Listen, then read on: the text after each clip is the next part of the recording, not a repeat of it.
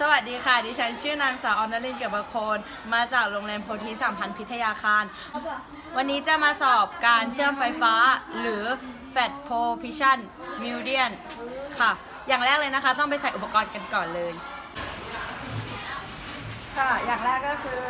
เอี้ยมกันสะเก็ดไฟนะคะแล้วก็ถุงมือค่ะ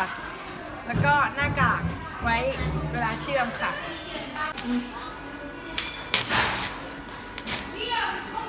ตัวดีแบบ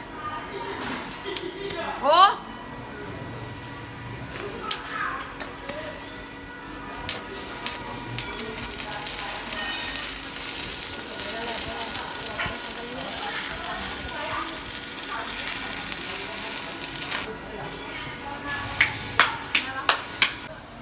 ต่อไปนะคะเป็นการคอสแลกค่ะ